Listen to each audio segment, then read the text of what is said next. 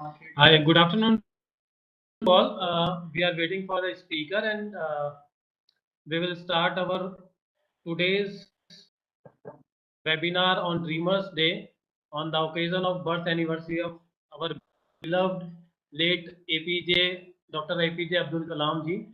So just we are waiting for the speaker and other participants. Please be here. Thank you.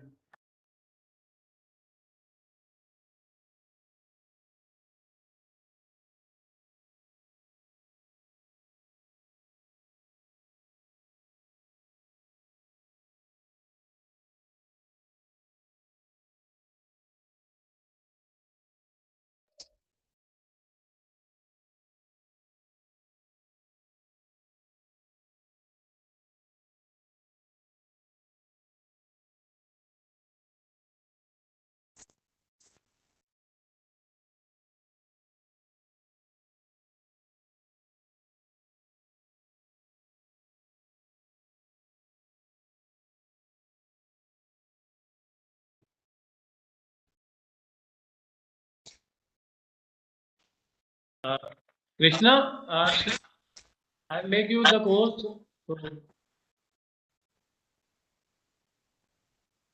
Hello, am I audible to you, everyone? Everybody, sir. Updesh, sir, could you please just confirm if I'm audible? Yeah, you are Yes, you are. audible. Thank you, Ajit sir and Updesh sir. Also, Ajit sir, just please confirm whenever uh, Prabhat Ranjan sir is with us. I believe, Updesh sir, we are recording this session, so we will start as soon as Ranjan sir is with us. And just because the session is recorded, so we will share the session with the audience or the people who wanted to join the session later on as well. So probably just whenever the Ranjan sir will join, we'll start the session. Okay, sir? So I sent him a message. Definitely, We are definitely. ready. Definitely.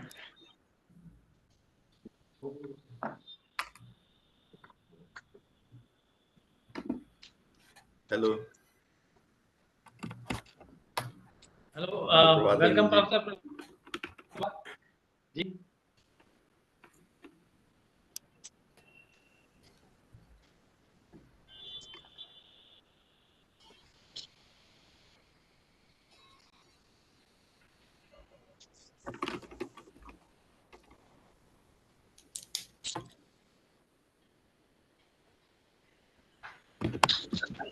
Very warm good evening to Namaste. Professor sir. Am I audible to you, sir? Yes, you're audible. Namaste, Ajit ji. Namaste. Sir, on behalf of the organizing team, Together We Dream, NEEV and Khushigram, I, Krishna Trivedi, founder of Together We Dream, welcome you on this occasion of birth anniversary of Dr. Kalam, who inspired us all to dream big. And because of his inspiration, we today are gathered here to celebrate this day as Dreamers Day. Also, we celebrate this day as World Students Day as well. And probably I was having this discussion with Ajit sir. It's in the student life, if we can, the most common thing about student life is dreaming. So even the thing that we are enforcing that Dr. Kalam birthday can be celebrated as Dreamers Day. I believe this is something unconventional which we are trying to do. But from the learning that I had from Dr. Kalam, he always told us to walk the unexplored path. Okay, so it's a great privilege, especially to be with Professor Prabhat Ranjan sir, Ajit sir, who is also a dreamer, and also my inspiration in this, Dr. Updesh Verma sir. He like our collaboration with NEEV is more than a year now. He has supported us in our journey to reach out to more audience and uh, make this idea of Together We Dream, or the idea of knowledge for everybody and for empowerment of the society, should be spread to all corners. So we had various webinars in association with NEEV. So just coming to the point, to the theme of this discussion. without wasting much of the time, today when we are celebrating Dr. Kalam's birthday as Dreamers Day, the question is why we want this day, or why are we trying to make this day celebrated as Dreamers Day. As a young dreamer, I always believe that this society is established by dreamers. Whatever good things that we talk about today, like we are having this video conferencing, we are at different places in the world, but we are connected. Internet, electricity, or any invention that you talk about, it's all because somebody dreamt of it and never gave up. So if we wanted to create a livable planet, if we wanted to bring and do something innovative, we need to support our young dreamers. Especially, I believe Professor Ranjan sir has done a lot. And when I was just uh, watching his videos, his words on YouTube, the most inspirational thing which I felt about his work, that he is one of the futurists, or one of the prominent futurists of the country. Even I believe we can just also call him a young dreamer as well, because the things that I have heard in his videos, like he's trying to set up a nuclear fusion lab in his in his university in Pune, which is a kind of a big dream basically. And that's great that he's also I have heard in his videos that he's also getting some support from investors in California and Silicon Valley. So these are few things that dreamers need to be supported. That's what the idea of this webinar is. Because if we will support the dreamers, then only we can create better future.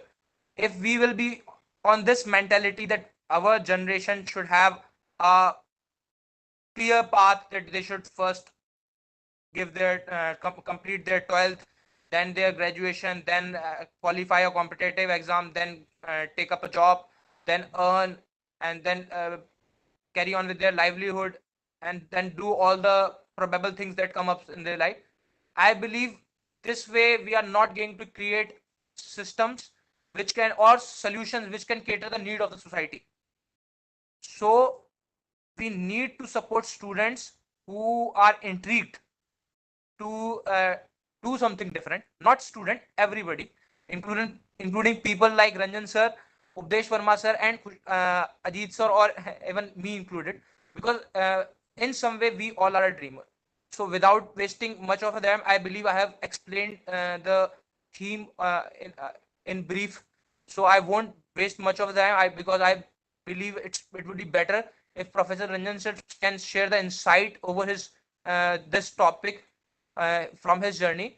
So before giving the mic to Professor Ranjan sir, I would request Dr. Updesh Verma sir to please share a few words to welcome Professor Ranjan sir in front of the audience. Thanks a lot. Over to you, Dr. Updesh Verma sir. Okay. Thank you very much, Krishna. And you are doing very hard work and always dreaming. So it's very important part for a student, as well as all the like people to dream for their dreams. Because like if you have, like you have said, like if nobody's dream, then you cannot go anywhere, because dreams are the only things by which you will achieve anything. So thank you very much, and I welcome Professor Prabhat and also you, as well as Khushigram's founder. So all the other our beloved participants, that they are here for celebrating Dr. A.P.J. Abdul Kalam's this birth anniversary. He was born in 15 October 1931 and died in a village called Dhanushkodi, Rameshwaram, Tamil Nadu, and died in Shillong, Meghalaya on 27th July 2015. And his passion was to interact with the student and to make them dream. So this is very beautiful thing कि जो last time भी जब उनकी death हुई थी, उस time भी वो बच्चों को मोटिवेट कर रहे थे। आई एम शिलोंग में वहाँ पे लेक्चर्स दे रहे थे जो यंग जनरेशन के स्टूडेंट्स हैं, तो वो उन्हें दिखा रहे थे भाई कैसे हम लोग एक छोटे से अब्दुल कलाम की ही आप बात कर लेंगे, छोटे से एक गांव से निकल के जो कि एक मतलब तमिलनाडु के बहुत ही इंटीरियर इलाके में था, वहां से निकल के देश के राष्ट्रपति बनने तक का जो सफर है वो उन्होंने तय करा। वो किस लिए तय करा? क्योंकि उन्होंने ड्रीम्स देखे थे। तो उन्हीं के ड्रीम्स पे कुछ कोटेशंस हैं जो कि मुझे बहुत अच्छी भी लगती हैं। जैसे उन्होंने कहा था कि dream dream dream, dream transforms into thoughts and thoughts results into action. तो ये सब चीजें इतनी मतलब उनकी जो चीजें हैं उनकी इतनी अच्छी है कि हमें हमेशा ड्रीम ही देखने चाहिए और वो ड्रीम ही ट्रांसफॉर्म होते हैं इनटू एक्शंस में। उन्होंने एक ड्रीम के ऊपर एक और चीज कही थी कि dream are not those which comes while we are sleeping. मतलब ऐसी चीज ड्रीम्स नहीं है जो हम सोते हुए देखते हैं, but dreams are those when you don't sleep before fulfilling them. जब तक ये वो पूरे ना हो जाए जब तक आप सो नहीं पाएंगे। तो ये इतनी अच्छी सोच थी जो कि आज भी आ, उनकी ट्रू है। वो कहते थे कि difficulties in your life do not come to destroy you but to help you realise your hidden potential and power. Let's difficulties know that you are too different and too difficult. तो इतनी अच्छी सोच थी, इतनी अच्छी चीजें थी जो कि कलाम जी बोलते थे। और अब हम कुछ डिले ना करते हुए प्रोफेसर प्रभात जी को सुनेंगे। उससे पहले मैं बस छोटा सा नीव के बारे में बता देता हूँ कि नीव एक सोशल एजुकेशन एनरिचमेंट एक संस्था है जो कि आईटी के एलुमनाई के द्वारा 2018 में शुरू करी गई थी, जो कि गांव और जो स्लम एरियाज हैं वहाँ पे जो गरीब बच्चे रहते हैं, जो अनप्रिविलेज बच्चे रहते हैं, जो एजुकेशन से दूर हो जाते हैं, उनको एनरिच एजुकेशन प्रोवाइड करने का काम करती है। आज भी हम विद इन कोविड ड्यूरेशन में, जैसे कृष्णा ने बताया कि हम लोगों ने इतने सारे वेबिनार करे हैं साथ में कि जिसमें बहुत सारे मोटिवेशनल वेबिनार्स थे, कोविड से रिलेटेड वेबिनार थे, सब्जेक्ट से रिलेटेड वेबिनार थे, जिससे कि कोविड के ड्यूरेशन में भी हमें ऐसा ना लगे कि हम दुनिया से दूर हो गए हैं। और वो भी एक ड्रीम ही था जो कि कोविड में शुरू हुआ था कृष्णा का, कि बच्चों को मोटिवेट कैसे कर सकते हैं, उनको वो ड्रीम कैसे जगा सकते हैं। तो ये हमारे 8 सेंटर्स चल रहे हैं जो कि मेरठ, दिल्ली, एनसीआर में है। कुछ हमारा जैसे एमपी में है, आईटी हैदराबाद के साथ भी हम लोग कोलैबोरेट करते हैं।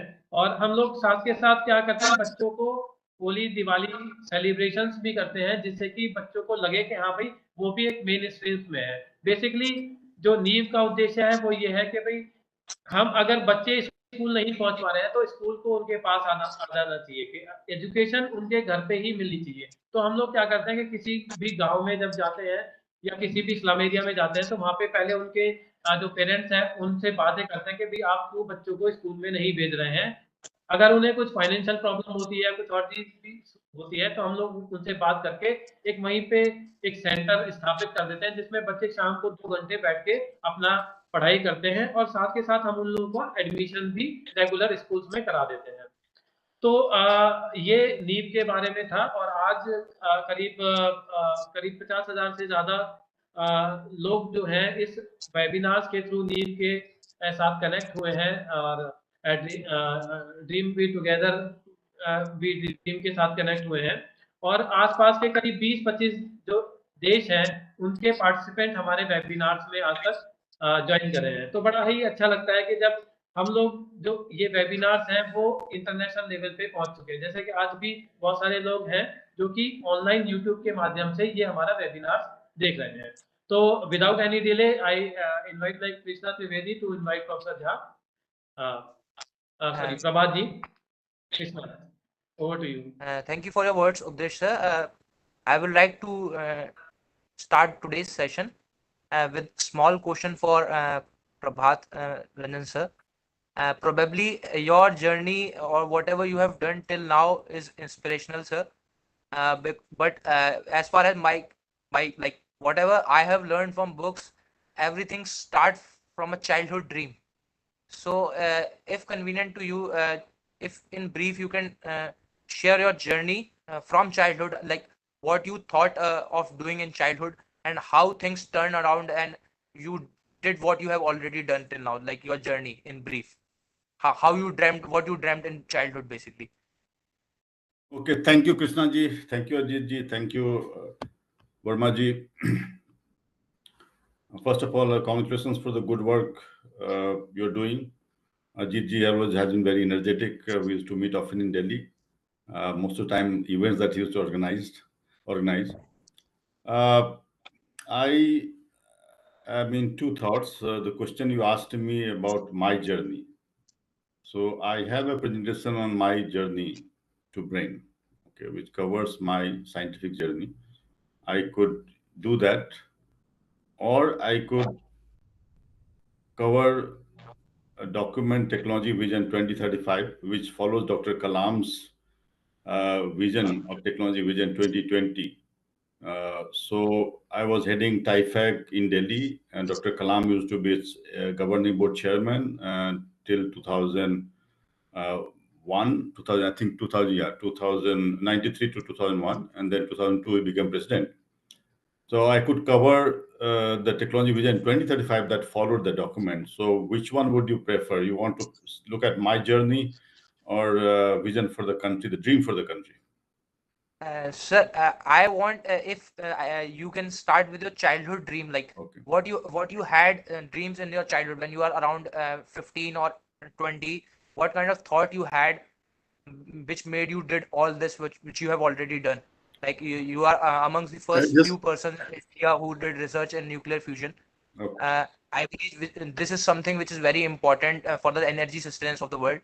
So having these kind of things required a lot of courage and determination to go ahead. So it's like when you were doing your graduation or when you were in school in your 12th, what kind of thoughts you had. So Okay. if you can start from there and then we can proceed with things that you are doing now. Sure, sure. Ajit ji was saying something, I think. so basically all. We want to hear all from you. Okay, okay. Okay, so I will not use any presentation. My childhood started from a municipal school, a Jobri, one hat school, municipal school, which was in a place called Betia in Bihar. My father used to be judicial minister. He used to make me cross the road, put it into that Jobri. And that is how my schooling started. Till class 5, I was never having a bench or chair to sit. So I used to sit on the floor. And the system was that when you go to the school, the person who comes first, the child who comes first cleans the place so that he or she can sit there. At age of 10, I went to a school called Netarhat School. This is near Ranchi. It's a Gurukula style school. It's at a height of 3,700 feet height. And we used to live in ashram. So the Gurukula style. We used to clean dishes, clean toilets, clean floors. That was our routine every single day. Around age of 12, I believe, is when I decided that I wanted to become a scientist. So it was not at 15, 20 years. It was the age of 12 that I decided to become scientist. I never changed my mind. I'm a scientist today also. From Netarhat School, I went to IIT Kharagpur. Just to tell you about how I kept my dream was that I wanted admission in physics.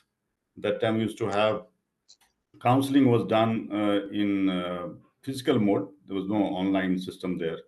So when I went to take admission in Kharagpur, I wanted physics. And they were not giving physics. They were saying that you're making mistake, you do not know, you are making mistake, take engineering. I was insisting that give me physics. They called my father, this boy is making mistake, he should take engineering. And I was insisting on physics. So then they said, okay, we'll do one thing, we'll put you in electrical engineering. And later on, if you want to change to physics, you can change to physics, but vice versa, I will not do. So I said, okay, let me get out of this place. So gave me admission in electrical engineering. And they said it's very close to physics. When I came back to do classes, the very first day I went and said that please change me to physics. So I insisted on doing a physics, in spite of all the, even IITs were not allowing me to do physics. I went to Delhi University. And then I was working on astrophysics and black holes and cosmology and so on. That was my specialization. I worked with Dr. Narlikar during 81 summer. I was National Science Talent Research Scholar as well. I got admission in Berkeley, University of California, Berkeley, which was #1 in the world in physics. on the basis of my interest in astrophysics and so on. The day I was leaving the country, is there on my blog also I've written, the day I was leaving the country, I was sitting in JNU. I'm sure Ajit would have visited 100 times in JNU campus.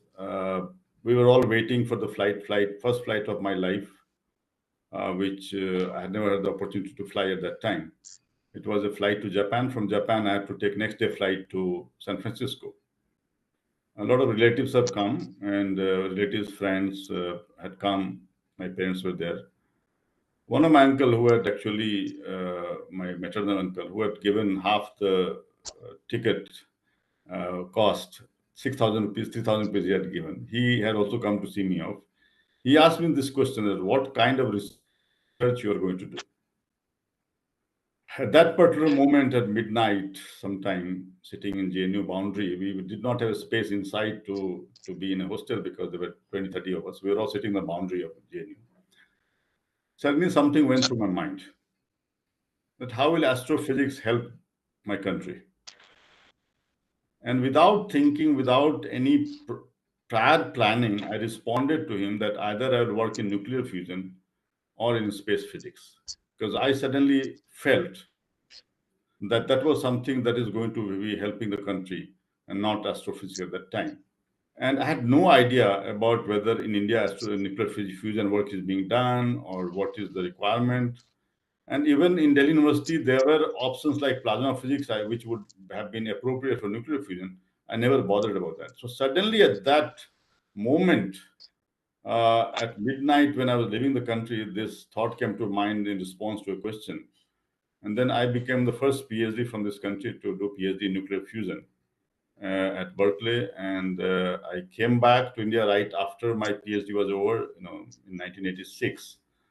And I did not wait for a single day to be staying back in US. When you go to US, for example, to do PhD, many people think, okay, let me stay for 1 year, 2 year, 3 year, let me make some money or let me get some more experience and then I'll come back.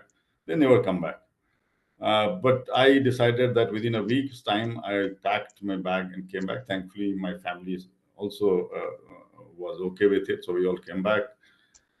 And when I came back, India, fortunately, just the nuclear fusion work had started. So 1986, I came back. 1983, I think 1983, Institute of Plasma Research was set up in Gandhinagar, which is main nuclear fusion center. And in Calcutta, in Saha Institute of Nuclear Physics, a nuclear fusion program was also set up as part of plasma physics section funded by Department of Atomic Energy. So I joined at a very early stage. None of us had any experience as such. Even I had mostly what I'd done was computer simulation using the fastest computer of the world. When I came back to India, there was no computer in Science Institute. The only computer I had was a computer that I had carried from US, a personal computer. And from there, my journey in nuclear fusion started, which continued full-time till 2002, 9 years at Science Institute of Nuclear Physics, 7 years in Gandhinagar. During that period, 2 nuclear fusion reactors were built in country. Both of them, I was responsible to make them operational. I'm not going to go into details. There's a lot of blogs that I've written on these, and hopefully that will be part of a book. After that, I moved to Dhirubhai Ambani Institute. I worked on many projects, including India's moon mission. I did work on disability sector. I worked on agriculture, wildlife tracking, and many others. And then I moved. I was there for about 11 years, and then I moved to Delhi to head India's technology think tank, TIFAD, where actually we prepared this document, Technology Vision 2035. And this was the follow-up of Dr. Kalam's document of Technology Vision 2020. I would like to mention that when I went to Delhi in 2013, since today is Dr. Kalam's birthday, I requested for an appointment. And very quickly, when he came back to Delhi from somewhere, he called me. And I had about 10, 15 minutes meeting with him.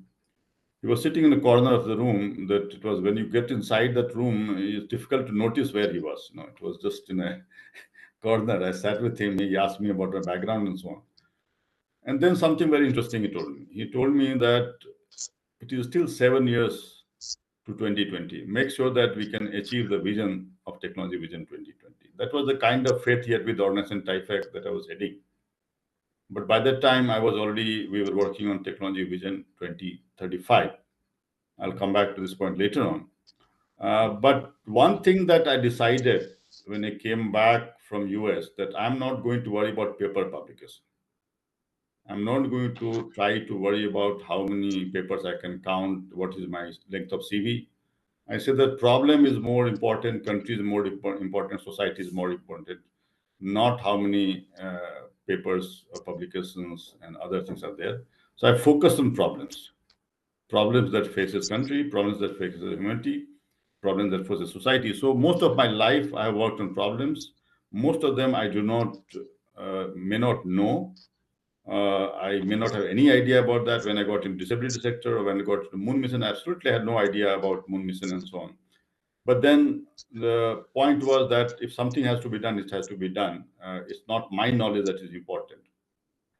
Coming back from the point that Krishna ji made was that about nuclear fusion work, we received a request from Silicon Valley on October 30th, 2020, right after the first wave of COVID. I was seeing that nuclear fusion work is advancing because of technological changes that are happening. I was in TIFAC. I was trying to create awareness among government systems to make sure that India does not fall back. So I was very surprised when they requested from Silicon Valley, Dr. Akash, saying that please, can we start a nuclear fusion program and I'm going to fund it. I was very reluctant because it requires a lot of money. It's a task that is impossible because till now nobody has been able to commercialize. But he kept on insisting. That is his insistence. I started the project called Project Sunlion, and we started hiring people. It was on December 3, 2020, that is Bihar Science Conference. Dr. Kakutkar was chief guest. I announced this project. We hired people, started to hire people and make sure that we can do. If I get some time, I'll talk about that project. It's very critical for the whole country in the world, actually. And we started the project. Unfortunately, during this year, when the Ukraine war started, the cryptocurrency started to fall down, and the investors' money started to, have problems because of fallen thing. So the project had to be stopped. It is very surprising that today we are talking. Yesterday night, we had a call from him that can we restart the project? Now he's been able to generate enough revenue to restart the project. So it's a very happy day for me to talk about this. But not only there's more actually, because today I had a meeting where a group of global investors, we had a discussion. They want to set up $100 million techno-commercial center in my university. I'm still not able to dream even that. But I'm going to, this is my second meeting with them, and I will be meeting them in Delhi maybe on October 29th or 30th. And it's what change I'm seeing. And actually, this is not one investor. I had another investor come and meet me from Bangalore who has raised about $20 billion, I'll not take his name. And I have another investor, in fact, in Delhi. I'm going to meet her also. So suddenly, it's the global investors which are looking towards India to invest in this. And this $100 million investment, the gentleman told me that India, we support inventors with very little money and very little time. So they want to enlarge the funnel and give a long pipe so that we can work on larger projects. And I believe this is the time for India to move ahead and all dreamers to achieve this dream, their dreams. Thank you. It's really inspiring, and especially the things that you mentioned in last, that because of few reasons that you were not able to continue with the nuclear fusion plant, but we are happy that just yesterday you received some positive news about that. Sir, just putting a few questions from the things that you have told. Like आप when you are 12 आपने decision लिया कि you wanted to become scientist. Just because we work with students from 9th to 12th class age group, so asking few basic questions. Normally कोई भी अपनी journey में इसी as पे या फिर नॉर्मली ड्रीम देखता है कि I wanted to become a sports person या फिर I wanted to do something good, I wanted to help people. These are few very common things that every individual does. According to you, what are the positive things or what are the supports that you have received around you, the environment around you, that helped you to basically do whatever you have imagined when you were 12? Basically, there were few supports that you must have received, or even your personal determination. Because I believe all this that you have said in 4 or 5 minutes regarding your long journey required a lot of courage, because there must be few times when you have must have felt that it is not possible and I must change my mind. Might be few instances, but yes, that determination must be there. So in your journey, what are the positive things about your journey, or what are the things that that basically helped you to do whatever you was able to do? Psychological things, like whatever the environment around you, your friend circle, your teachers, any kind of motivation that you had. So when I was young, my younger brother was, the age difference very less, and I had lost my grandfather at very early age. I never saw him actually. He was a freedom fighter, and so my grandmother used to take care of me, and my mother used to take care of younger brother. And she used to tell me that my nose is a little long, so I always see in one direction. So I never, I never looked around here and there. So my direction was very clear where I wanted to go. And from age of 10, when I went out of home to be in a Gurukul style Nitarhati school, it was a fantastic school. Ajit is probably familiar. I'm not sure how many of you have heard of that. But I was very independent from childhood. I never went back. Just describe a little bit about the school also. Okay, so Netarhat school was started after independence to create change makers for the society. Started in 1954 formally. This place called Netarhat, which was considered as a hill station. There was a governor's house there. And from Ranchi, it's about 156 kilometers by road. It's about 2,000 feet above Ranchi. And so the school had started in 1954. It attracted talents from across Bihar, undivided Bihar at that time. There used to be a very strong competition, first at sub-divisional level, then at divisional level. There used to be interviews at divisional level, a psychological test, medical test, and all of these. Based on that, 60 students were selected, where the fees of the students was decided by the income of the parents.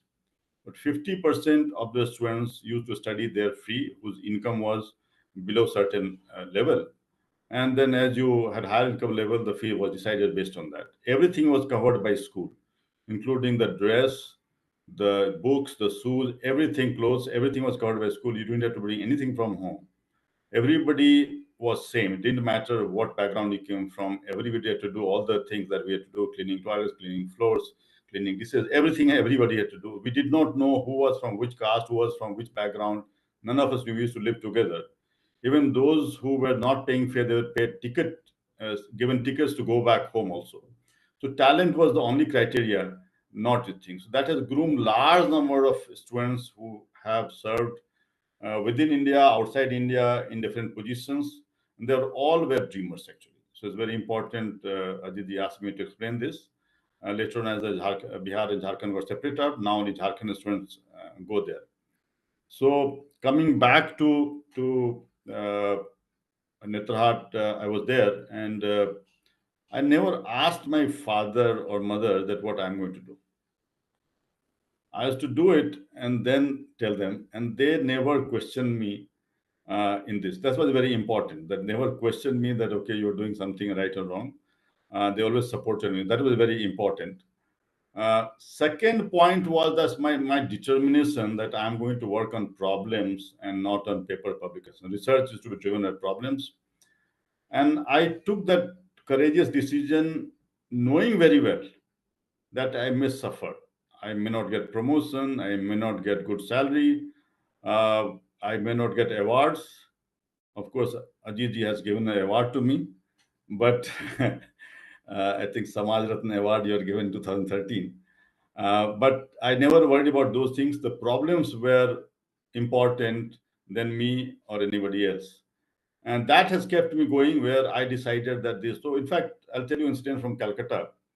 I was at Science Institute of Nuclear Physics, and I was a computer modeling person. As I mentioned, that I was working on fastest computer of the world in US. I came back to India, there was nothing, no computer in the Science Institute. I had a personal computer, that was the only thing. I went around procuring computers. I got into experiments because my modeling was not going to make the reactor work, so I had to get into experiments. And finally, when I got it to work around year 1990 or so, I was giving a talk to the scientists there in the institute. At the end of my talk, a scientist asked me this question: that so what? Whatever you told, how does it matter? How many papers have you published? My answer was that even if I publish 0 paper and I can achieve nuclear fusion, that I would be very, very satisfied. So the problem is important, not the paper publication. Later on, he went and complained to director that this fellow doesn't want to publish papers. Director asked me that, okay, what is he saying? I told him that this is what I've said, that the problem of nuclear fusion is more important than papers. I'm not saying that I'm not publishing papers. Papers come out of that is fine. But even if I can do 0 papers and still achieve nuclear fusion, that is perfectly fine. So that was the kind of challenge I had. And of course, it meant that I had to get into everything. If you read some of my blogs, when I came to Gandhinagar in 95, because the nuclear fusion reactor was not working for about 6 years, 89 to 95, I got it working in 5 days. And then the kind of problems that I had to solve, they had nothing to do with physics. I had to, in fact, one blog I have written about how I had seen in a village how hand pump was installed. And I used that technology to solve, technology, if you call it, which our people used to install those pumps, hand pumps, which I had seen. I used that techniques to actually solve a major problem that was affecting 80% discharges to fail. So my determination was that doesn't matter that I'm not going to sit on chair in a room. I will work on the ground, and whatever is needed to be done for the reactor to work, it must be done. And just like Chandrayaan mission was asked to actually design a system that's after landing on the moon, everything that has to be done should be done by that. I was not even working the space so much. I was in a story on that also. So the focus was always on problems, not my knowledge, not my credibility, not my paper publication, not my salary, but the problem. I think that's what I would say.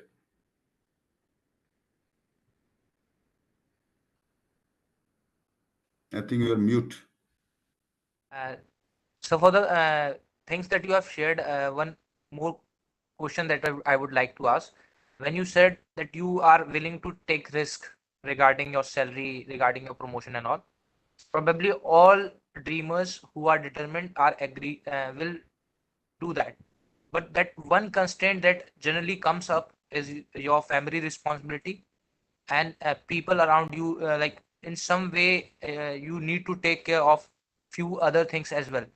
So, could you please just also share insight about your how your family, your people who are in a way dependent on you, reacted to your views, like taking this risk of not getting, because probably people around you wanted to have a safe path for you because they care about you. They don't want you to take that risk because probably like most people want that their son should have a safe life.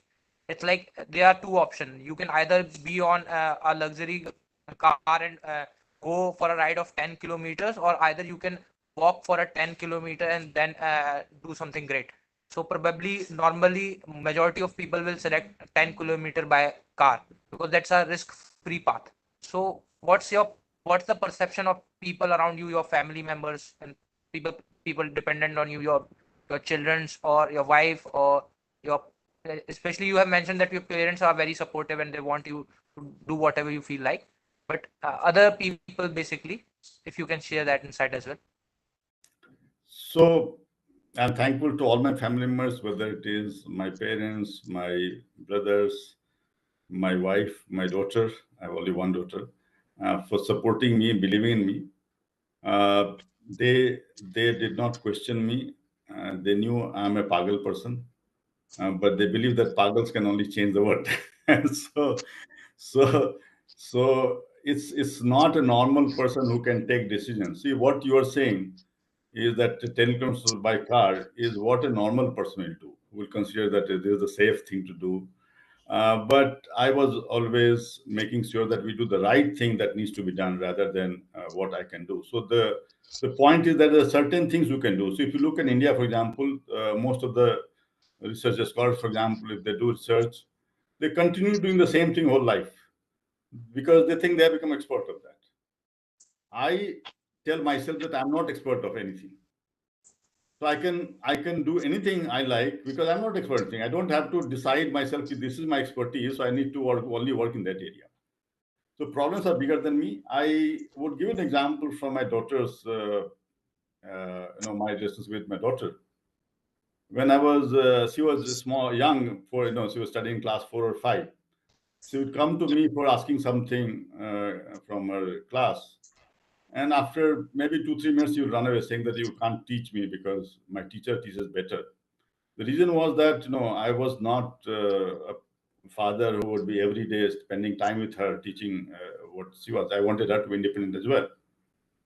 It was only in 11th when she came. In fact, I was in Gandhinagar. She moved to DPS Arkepuram, where we had this Reliance India Mobile at that time. So we were as part of Reliance University, Dhirubhai Amman Institute in Gandhinagar. So we had purchased Reliance mobiles. Those it's called Reliance India Mobile. So she had one and I had one. And then the physics book that she was studying, Resting Holiday, and I was very familiar. So we started to interact more at that time when she was in 11th. And she went to college. At that time, she was very connected to me because we could match at the same level. And then something very interesting happened. She joined a company in Bangalore after her graduation in computer science. She was a gold medalist.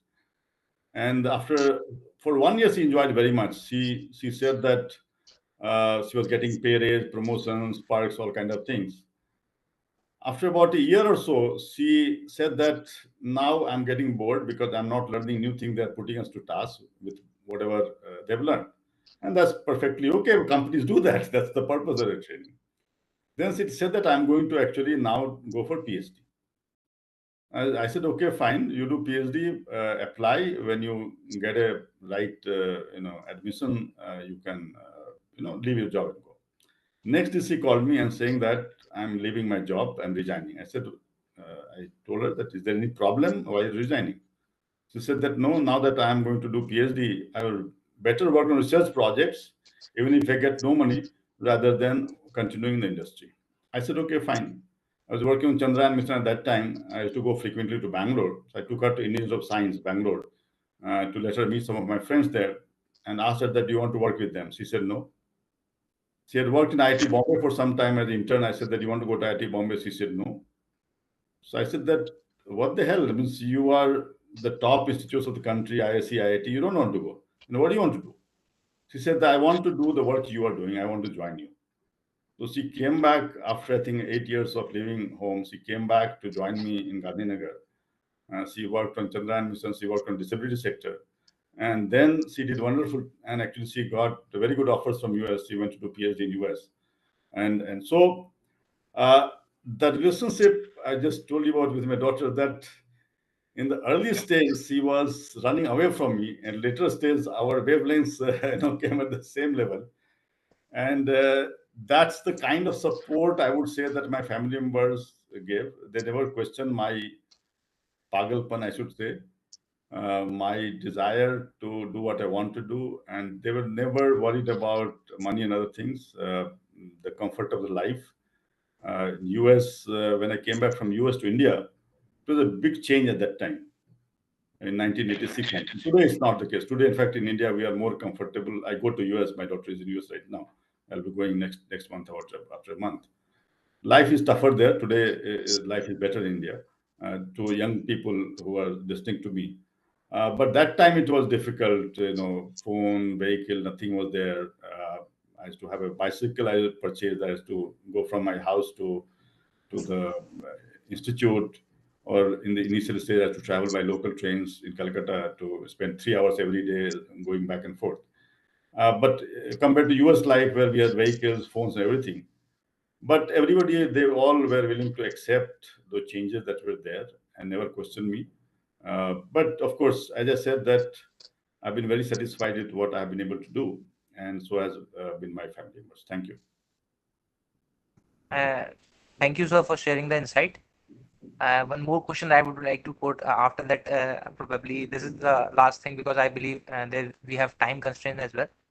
Uh, like the things that I have asked you were probably when you were dreaming, how you dream, how your family supported. Now I believe you are in a position where you can basically help people who are dreaming. ठीक है. So my question is like the best part. The reason I thought of hosting this session today because I am a physics student. I have been in Kota, Rajasthan for 10 years.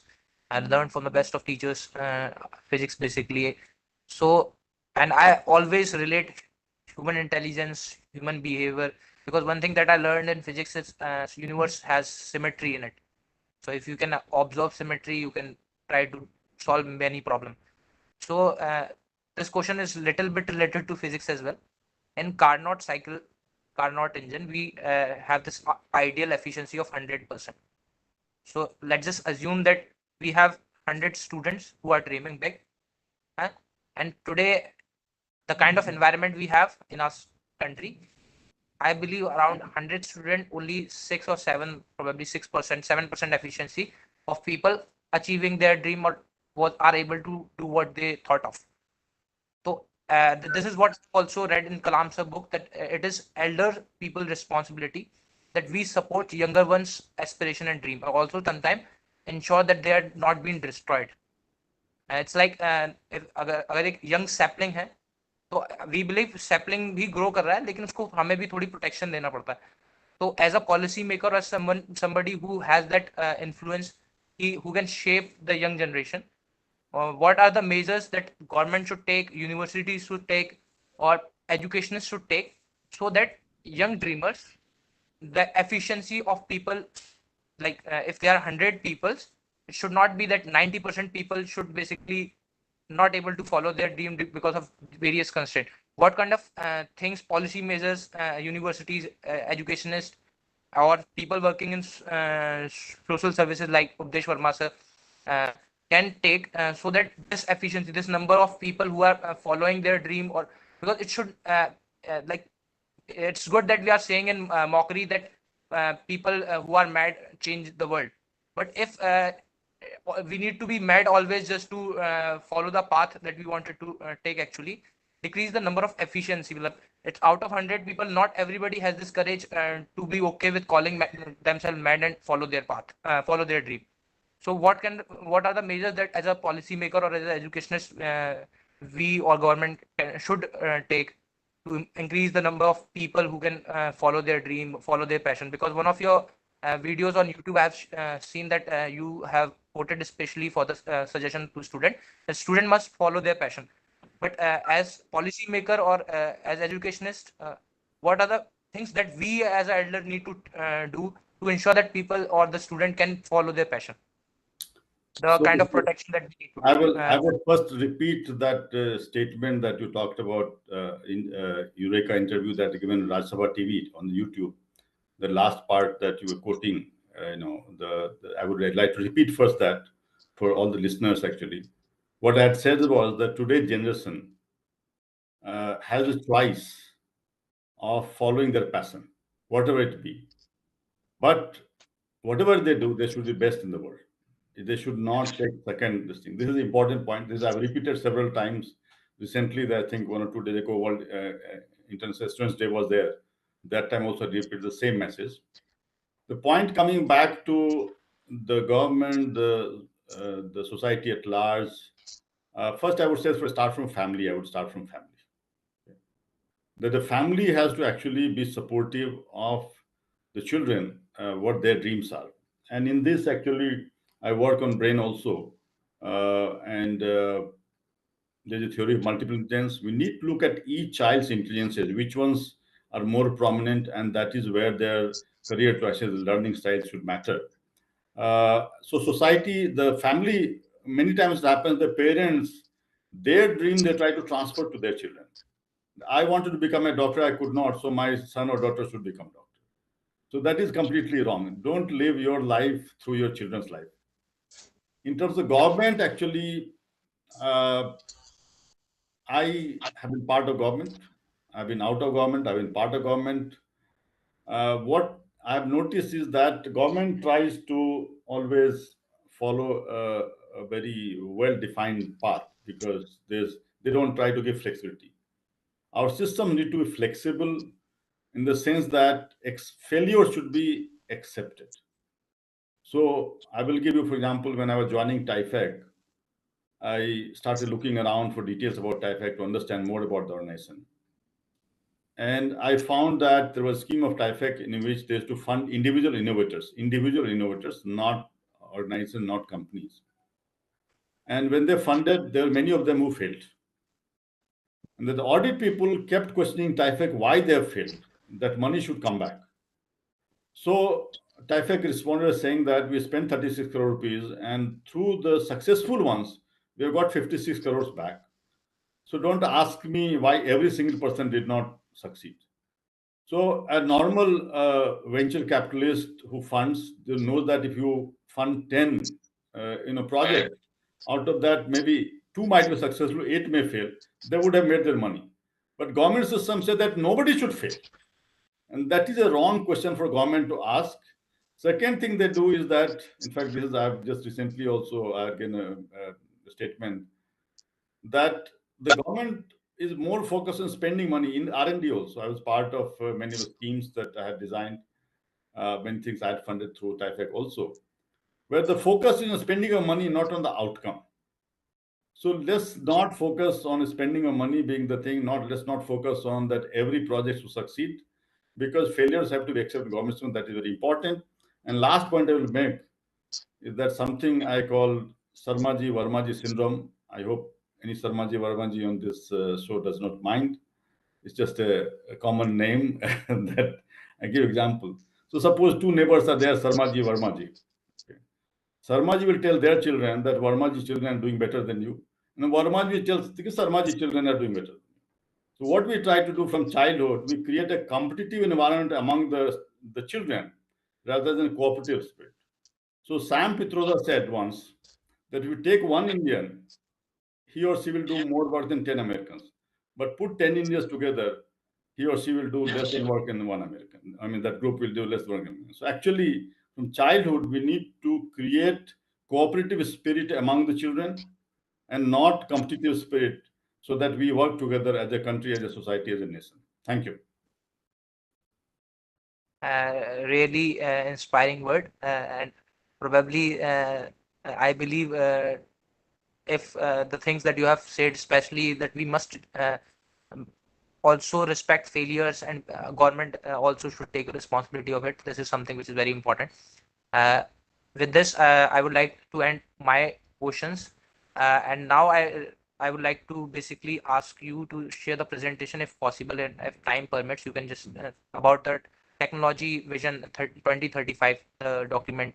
How much time do I have? Like you are probably you can speak around 20 minutes more if your time permits you. Okay. So to the audience, actually, I like, so this is the document Technology Vision 2035. This was released, Prime Minister wrote the forward, I'll talk about that, and launched it. And this is supported by 12 roadmaps to achieve this vision for the country. Vision is like a dream. Okay. So, but I would also like to show one more book here, Strategic Challenges India in 2030. I've written a book chapter on this, on technology, which actually covers military as well as civilian technology, important for the country's security in coming decades. I would say this has just been released, just the end of September. To those of us there on Amazon, I think it's a very important message in that for people, because the kind of technology that is happening, just to give you one sentence out of this, the borders are no longer our, neighbors are no longer our enemies, and the threat can come from anywhere in the world. So let me try to share this technology vision. Oh, okay. I have to be made a co-host or something to share. Can somebody permit me? Okay, sir. Just a minute, sir.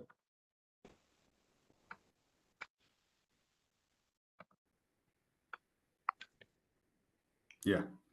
Yes, sir. Now you can present. You can share, sir. Yeah.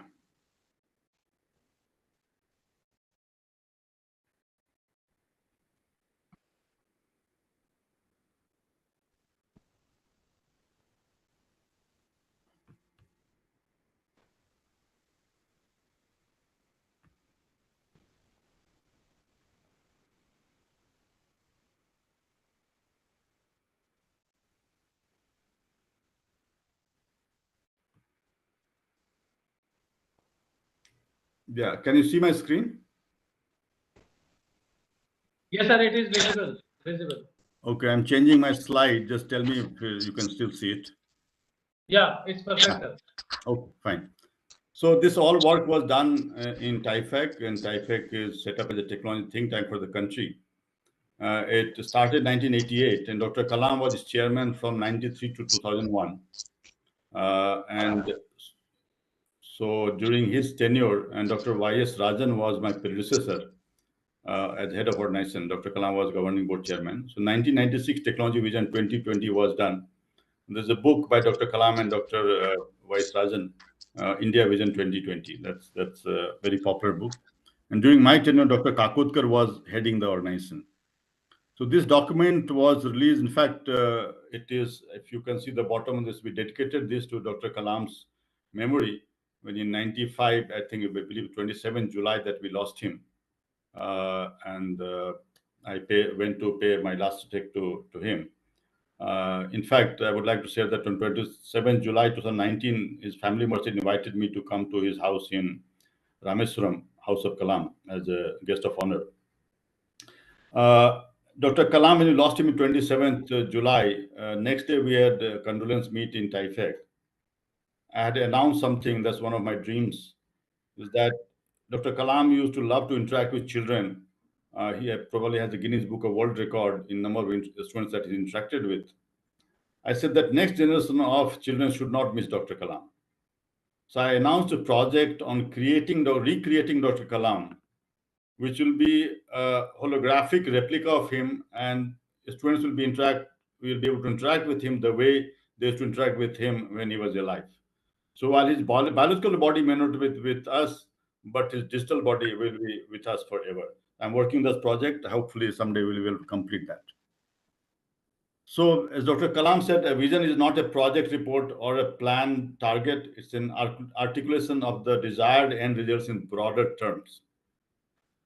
So Technology Vision 2035 document was launched by Prime Minister. He wrote the foreword on January 3, 2016 at Indian Science Congress. But I'd like to share something here, that when we were preparing this document, in fact, even before I formally joined TIFAC, we first called all the top scientists of the country to talk about what they wanted India to be in 2035. All of them failed. All of them failed because they only talked about their own areas of interest. Nobody talked about the country. So then we went to college students, school students, asked them what they want their India to be in 2035. It was those young people who were more open, who talked about their dreams. So this whole document is actually a collection of desires and aspirations and dreams of young people of the country that we have captured in this document.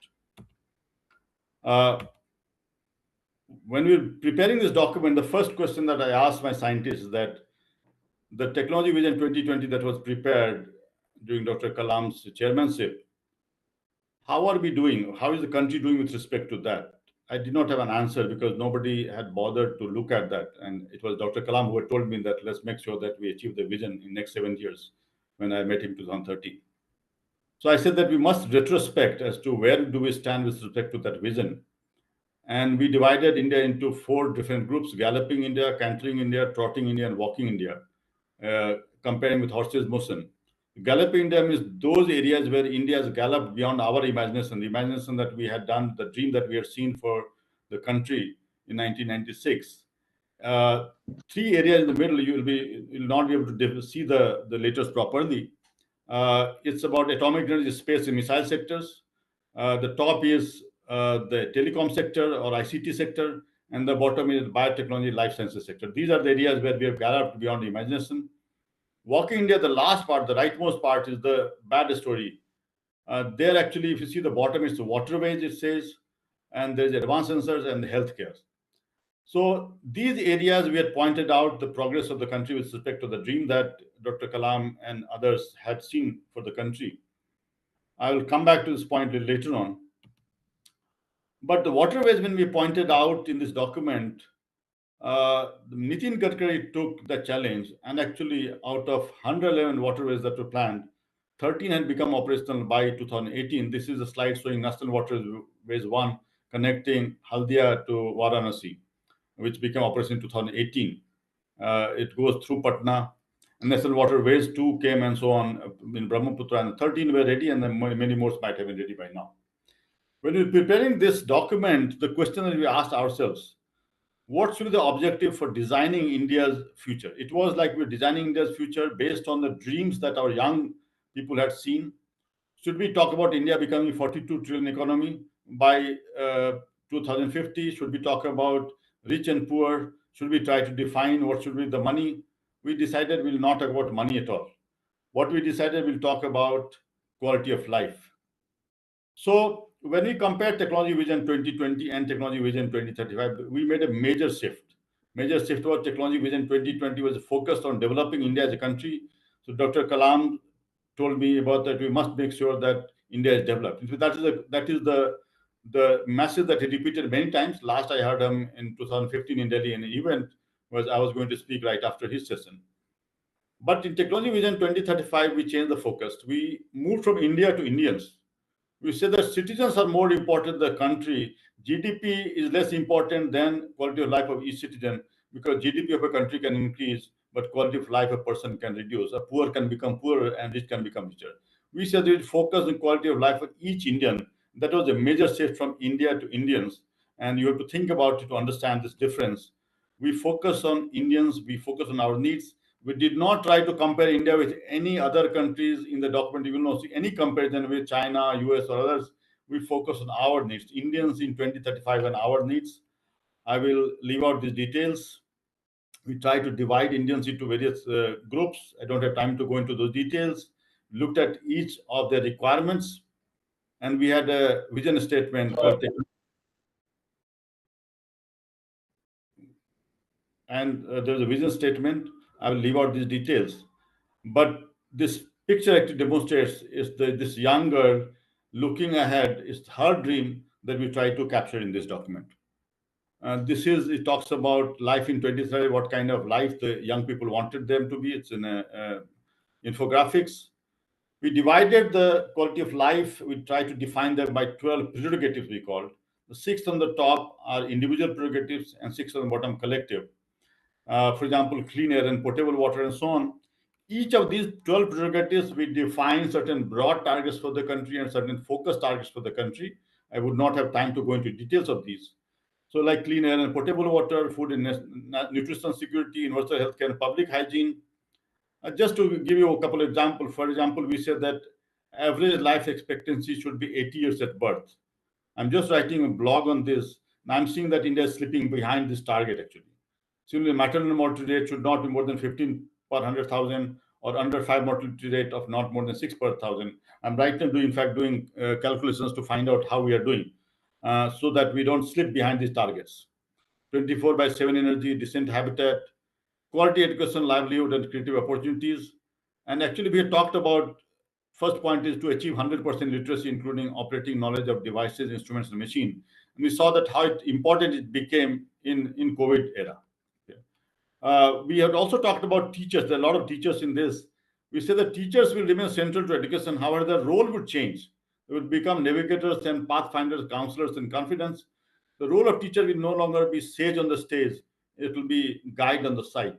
Because knowledge today can be learned from many, many sources. Teacher is not the only source of knowledge. And that is something that all teachers have to realize. That sometimes students may know more than them and that they have to accept that. And if a student asks a question to a teacher and the teacher does not know, don't try to shut down the student. Tell him that, okay, I'll come by him or her, I'll come back to you later on after I've understood this. So we should be willing to accept that we may have knowledge less than a student. That is very important. The role of teacher is very different now. We talked about safe and speedy mobility. For example, we said that no place should be more than 3 hours away from district headquarters, 5 hours from state capital, and 8 hours away from national capital.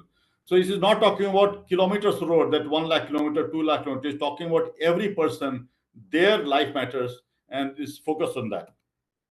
I'll leave out these details: public safety, national security, culture, diversity, and vibrancy. This was very important, actually. We have talked about this several times.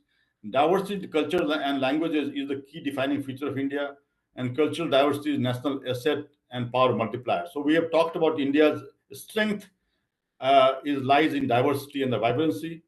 And we have said that we would like India to be as advanced as possible technologically, but as rooted as possible culturally. It's very important. Technologically, we should be using as advanced technology as possible, but culturally, we should remain rooted. We should not, give up our ground.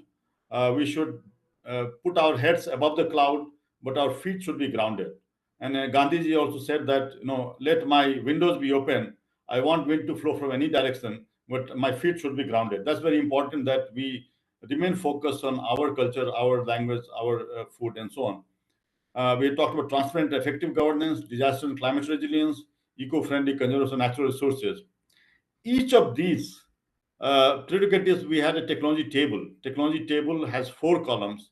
The leftmost column that you see is technology which is readily deployable. That means technology is available off the shelf, or it can be with little modification, can be used within the country. The second column is technology which needs to go from lab to field. This is India's greatest weakness, where most of the work we do remains within the lab because we are happy with the publication and so on, and that's the end of it. The third column is technology which needs targeted development, like what we have done in Chandrayaan mission or Mars mission and so on, Mangalyaan, Chandrayaan, and many other things where we have succeeded. We have galloped, India has galloped. We put about 60 technologies that we wanted to have targeted research.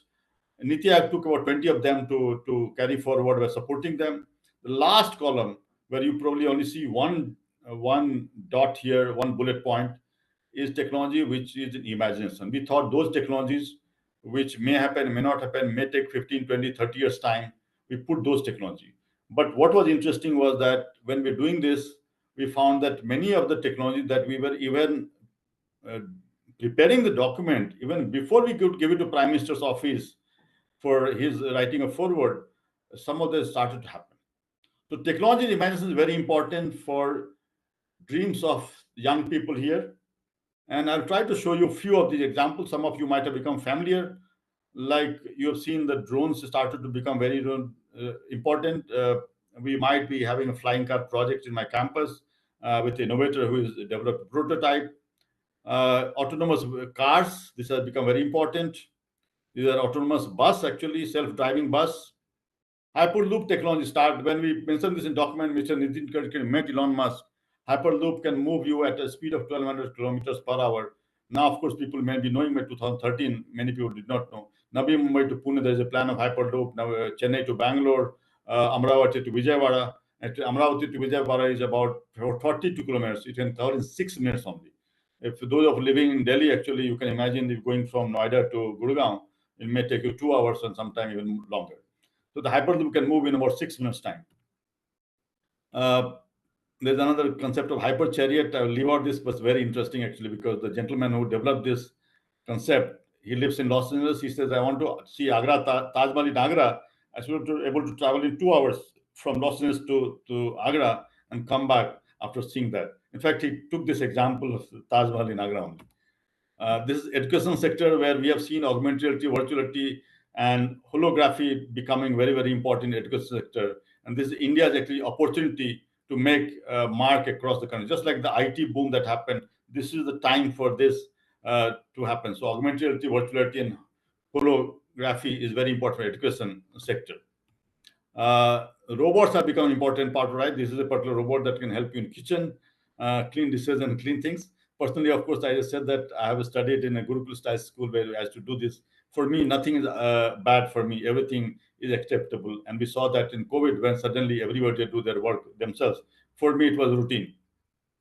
3D printing of houses and other things become very important. I'm happy to tell you that I'm also chairing a committee of AICT scheme is called Idea Lab, through which we are trying to set up these digital fabrication facility across the country. I call it digital fabrication movement. Those of you interested can read my blog on this. This is a 3D printed house. Now, India also 3D printing of houses has started, and it is now growing up in a big way. We have been training people across the country. This is vertical farming. Without it is can grow 40 to 300 times more crops without using sunlight, without using soil. So actually, even when you have a soil which cannot grow anything, you can use that land to grow this, and 40 to 300 times more crop you can grow in the same area, and you can save 90% of water, and it requires no pesticide and so on. So it is very useful. It's also called urban farming. India also it has started. Earlier, I used to talk about only 2-3 places like Singapore, Japan, and US. Now, in India also, we are seeing this happening at many places. Artificial leaves that can convert sunlight and carbon dioxide into fuel more efficiently than a normal leaf. This is talking about a movie scene where a lady robot develops consciousness. Are we close to that? I think there are some news is talking about this, and by 2025 we may come to know whether robots can become conscious or not. In fact, I had an event in Delhi on this earlier in 2017. This is talking about body and machine combining together. Uh, this is, for example, exoskeleton. That's very important. I've talked about my book on a strategic challenge also, where soldiers may be able to carry much more weight and more weapons using exoskeleton, and they can run at a much higher speed than was possible otherwise. For example, this is to help lift weight and so on. So, for example, with a battery a battery that is charged, coolie can lift weight for 8 hours without much pressure on his or her body. So, exoskeleton. This is actually a situation that I must tell about. It's very important for the young people to know. Between Mars and Jupiter, there's an asteroid belt. Asteroid belt has so much wealth that if you divide among all the people on the Earth, everyone will get $100 billion. For example, this space rock is valued 10,000 quadrillion dollar, not billion, 10,000 quadrillion dollar. And so we are seeing a space race happening. One of the reasons is the exploitation of this asteroid belt. So let me leave out the other details. And I had put 10 grand challenges for the country. I'll just read out the first one. It says guaranteeing nutritional security and eliminating female and child anemia.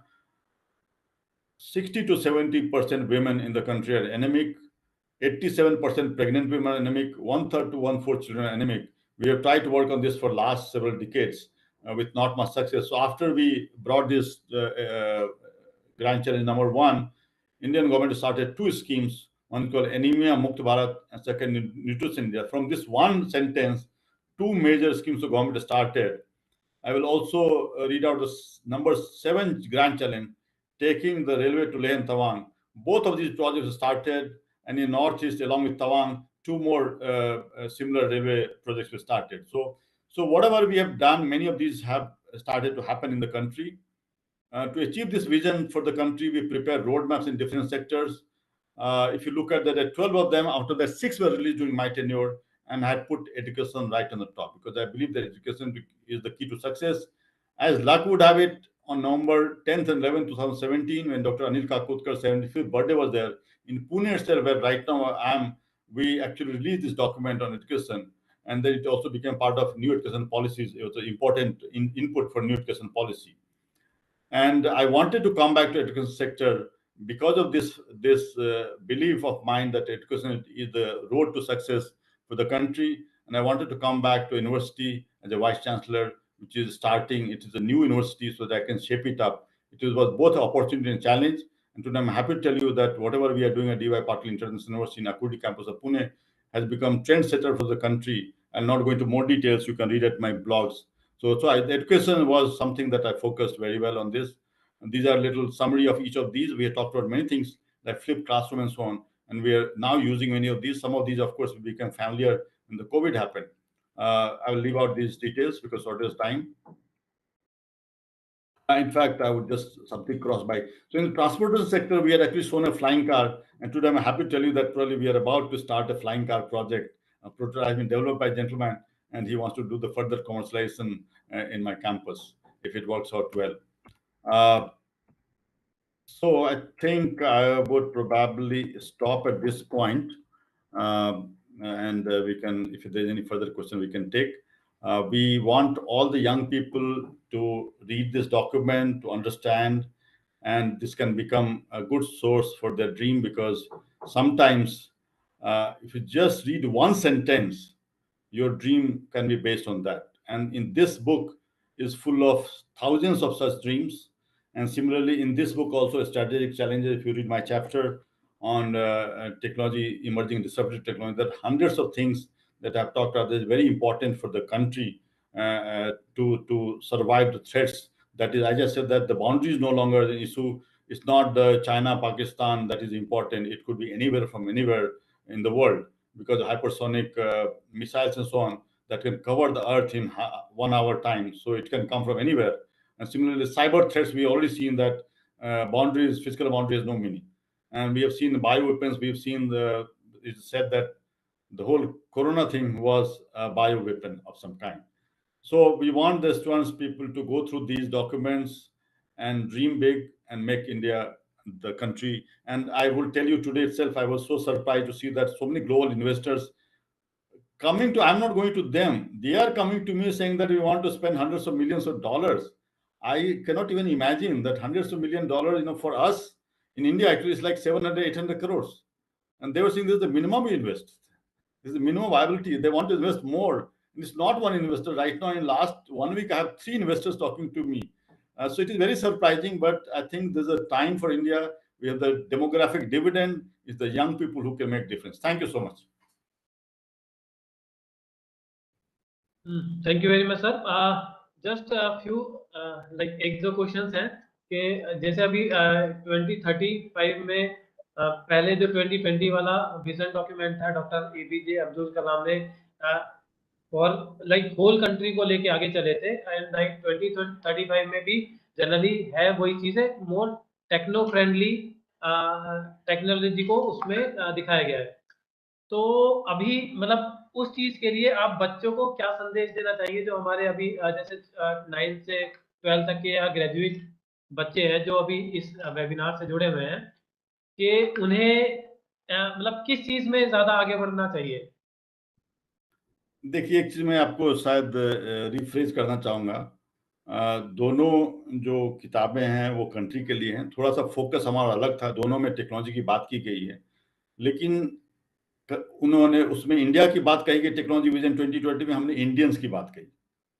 उसमें technology vision 20 में country की बात की, हमने citizens की बात कही. हमने क्या ये कहा कि एवरी सिटीजन मैटर्स. हर एक व्यक्ति के लाइफ का इंपॉर्टेंस है. ऐसा नहीं कि आप दिल्ली में बैठे हैं और आपका लाइफ बहुत इम्प्रूव हो गया और कोई एक छोटे से गांव में बैठा हुआ है उसकी लाइफ खराब होती गई या वैसे ही रही. सबका लाइफ इंपॉर्टेंट है. सबके लाइफ की रिक्वायरमेंट है. सबकी लाइफ की रिक्वायरमेंट अलग अलग है. केवल पैसे से ही नहीं होता है. तो वो हमने इसमें दोनों में की. दोनों मतलब country is made of citizens. एक में कंट्री की बात कही गई, एक में सिटीजन की बात की. दोनों एक ही बात है. दोनों में टेक्नोलॉजी की बात कही गई है. दूसरा बात जो आपने बच्चों की बात कही कि 9th-10th में है, जो मैं बार बार वही रिपीट करता हूं कि पहले आपको ये रियलाइज करना पड़ेगा कि आपकी क्या स्ट्रेंथ है, where you are good at. और इसमें मैं ब्रेन पर भी काम करता हूं और ये भी कर रहा हूं. उसके हम लोग का एक स्कूल अजीत जी जानते हैं पटना में, स्कूल ऑफ क्रिएटिव लर्निंग, मेरे भैया भाभी चलाते हैं उसको. उसमें हम लोग मल्टीपल इंटेलिजेंस की थ्योरी यूज करते हैं. जो लोग एजुकेशन से जुड़े हुए हैं उसके बारे में पढ़ते हैं. प्रोफेसर हॉवर्ड गार्डनर की थ्योरी है. तो हर एक बच्चे के यूनिक है. हर एक बच्चा यूनिक है. ऐसा नहीं कि ये सब रोबोट, हम लोग रोबोट हैं. हम लोग सब अलग व्यक्ति हैं, अलग लोग हैं. और हमको ये चाहिए कि हर एक बच्चे की जो स्ट्रेंथ है, जो वीकनेस, उसको समझना चाहिए. यदि मुझको ये कहा जाए कि तुम गायक बन जाओ, जबकि मेरी गायकी में कोई कैपेबिलिटी नहीं है, तो हम तो फेल ही होंगे ना. तो हमको ये देखना पड़ेगा कि हर एक बच्चे का स्ट्रेंथ क्या है, वीकनेस क्या है. और हो सकता है कि कोई बच्चा लॉजिकल इंटेलिजेंस में भी हायर है और रिदमिक में हायर है, तो उसका कॉम्बिनेशन कैसा है. तो वो देखने की जरूरत है कि हर एक बच्चे की जो इनहेरेंट कैपेबिलिटी उसको रिकॉग्नाइज करना और उसको उस दिशा में आगे बढ़ने की जरूरत है. रादर देन सबको कहो कि नहीं तुम एक ही चीज बनो, ऐसा पॉसिबल नहीं है. हर एक बच्चे की यूनिक कैपेबिलिटी है और इसको हमको देखना चाहिए. सर जैसे कि अभी नेशनल एजुकेशन पॉलिसी भी आई है और उसमें जो हमारा ग्रॉस एनरोलमेंट रेशियो है वो शायद अभी जो हमारा चल रहा है करीब 30 मतलब 2020 में 25-26 के आसपास था और जो 2035 तक बढ़ाने के है वो 42 या 45 to 50 तक। तो मतलब हम लोग मतलब इस चीज को कैसे देखते हैं कि भाई हायर एजुकेशन में अभी हमारा एनरोलमेंट ही इतना कम है, तो हम लोग कैसे इस चीज को अचीव कर पाएंगे मतलब 2035 तक? देखिए, गवर्नमेंट सिस्टम्स में ऑलवेज एक नंबर्स की बात कही जाती है, व्यक्ति की बात नहीं कही जाती है, क्योंकि हम स्टैटिस्टिक्स पर बिलीव करते हैं, जीडी पर बात करते हैं। हम तो बार बार यही कह रहे हैं कि हर एक व्यक्ति की लाइफ इंपॉर्टेंट है। यदि हम नहीं भी पढ़ें और फिर भी हमारी लाइफ अच्छी है तो कोई बात नहीं है। लेकिन सबसे बड़ा प्रॉब्लम क्या होता है कि हम जब बच्चे को फोर्स करते हैं, जो उसका इंटरेस्ट नहीं है, उसके विपरीत इंटरेस्ट के हम उसको फोर्स करते हैं, तो वो बच्चा फ्रस्ट्रेटेड हो जाता है। और उसमें सबसे ज़्यादा जो फ्रस्ट्रेटेड होते हैं, एक दिल्ली में मैंने एक इवेंट किया था, identifying and nurturing gifted children. मुझको याद नहीं अजीत जी आए थे कि नहीं इसमें। तो जो ऐसे गिफ्टेड चिल्ड्रन, जैसे रामानुजम ले लीजिए, या लता मंगेशकर ले लीजिए, या सचिन तेंदुलकर ले लीजिए। लता मंगेशकर क्लास 10th नहीं पास की कभी, सचिन तेंदुलकर ने कभी क्लास 10th पास नहीं किया। लेकिन लता मंगेशकर को यदि हम नॉर्मल तरीके से सोचते तो बोलते कि ये तो बेवकूफ कि 10th पास नहीं कर पाई। लेकिन वो तो जी जीनियस थी म्यूजिक की। सचिन तेंदुलकर बिल्कुल। को भगवान बोलते हैं लोग क्रिकेट का, तो उनका जो काइनेस्थिक इंटेलिजेंस है वो काफी हाई था। तो हम हर एक बच्चे को एक ही मापदंड पर नहीं कंपेयर कर सकते हैं। तो सबसे ग्रॉस इन्वॉल्वमेंट बढ़ाने की ये जरूरत है कि उनको उनके जो कैपेबिलिटी उसके हिसाब से किया जाए। और दूसरा है कि जो वोकेशनल ट्रेनिंग की बात वो भी कही गई एनईपी में 2020 में डॉक्यूमेंट, वो बहुत इंपॉर्टेंट है कि लाइफ स्किल्स सीखना बहुत जरूरी है। और सबको ऐसा नहीं कि उनको मास्टर्स और पीएचडी करने की जरूरत नहीं होनी चाहिए। तो इफेक्टिवली फोकस ऑन इंडिविजुअल बहुत इंपॉर्टेंट है, और मेरी आशा है कि उससे ही ग्रॉस एनरोलमेंट रेशियो बढ़ जाएगा। Very true, very true. Krishna.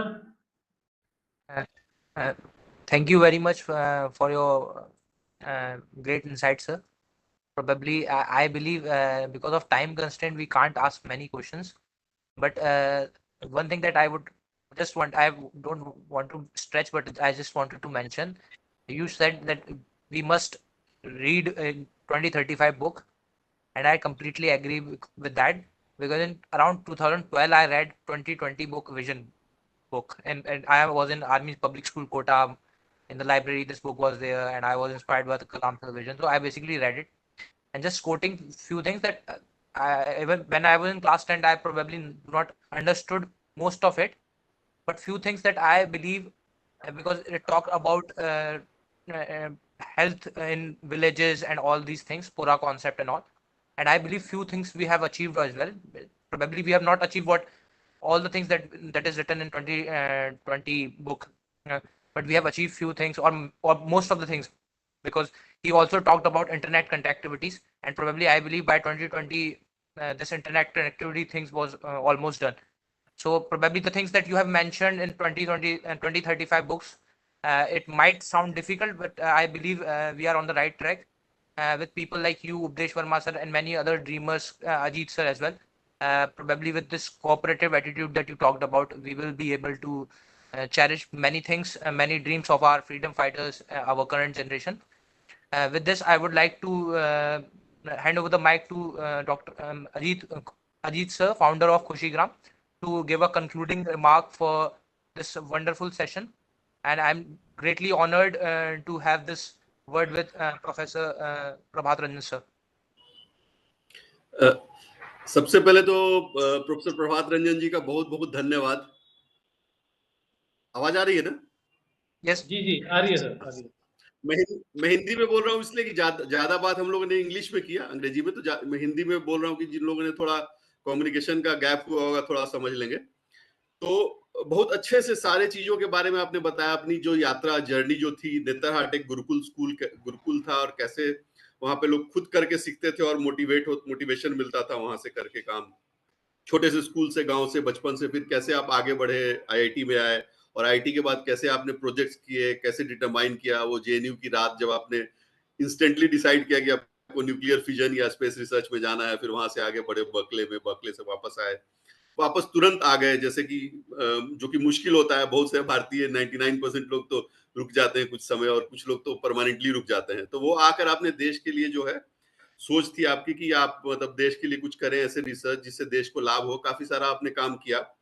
एक दो काम विशेष रूप से, चूंकि मैं थोड़ी बहुत जानकारी है तो मैं बताना चाहता हूँ। एक तो आपने स्कूल ऑफ क्रिएटिव लर्निंग के बारे में बोला, जो आपके भैया जो विजय प्रकाश जी काफी अच्छे से चला रहे हैं, और हमें जाने का मौका मिला कई बार, और कई टूल्स, कई चीजों को देखने का मौका मिला। अभी फिर अगले साल जाना है लंबे समय के लिए, तो जाएंगे, कुछ समय वहां पे देंगे भी, कुछ दिन वहां पे देंगे। फिर आपने बताया जो फंडिंग का जो प्रॉब्लम और जो चैलेंजेस थे, और भारत के तरफ लोग फंडिंग बहुत बड़ा चैलेंज होता था। तो अब हमारी बात हुई और देखिए कितनी अच्छी हमारी बात हुई कि बात होते ही फंडर सारे आ गए। लगता है उन्होंने भी सुन लिया शायद हमारी बात कहीं। तो अच्छा है, फंडिंग आ रही है तो ये प्रोजेक्ट्स हो रहे हैं और ज्यादा से ज्यादा लोगों को आप इन्वॉल्व भी करेंगे, और काफी सारे लोगों को लाइवलीहुड्स तो मिलेगा, बट क्रिएटिव लाइवलीहुड्स मिलेगा, अपॉर्चुनिटीज मिलेंगे। जो साइंटिफिक रिसर्च के मौके नहीं मिलते हैं उतने, वो मौके मिलेंगे इस तरह के सपोर्ट सिस्टम से। और इस तरह से सपने देखने का स्ट्रॉन्ग जो एक चीज सबके अंदर रहती है और होनी चाहिए, उस पर आपने काफी अच्छे से बोला। और एक बात खास आपने बोला जो बहुत महत्वपूर्ण है, जो हम लोग इनफैक्ट कृष्णा से आज सुबह ही बात हो रही थी, दिन में हम लोग बात कर रहे थे जुपिटर के एस्टेरॉइड्स वाली जो एरिया है आप, और उसमें जो रिसोर्स है उसके बारे में हम लोग डिस्कस कर रहे थे। क्योंकि मेरा तो सिर्फ साइंस 12 तक था, कृष्णा का कॉलेज भी मतलब साइंस में ही हुआ था, बट मेरी पढ़ने की काफी रुचि है, जानकारी लेने की। तो हमने बोला कि हमने पढ़ा है कि एस्टेरॉइड्स वहाँ काफी हैं और काफी रिच है रिसोर्सेज में। तो हम लोग बात कर रहे थे कि वहां पहुंचने में पता नहीं कितना समय लगे, शायद 50 साल लगे, 100 साल लगे, 10 साल लगे, 20 साल लगे।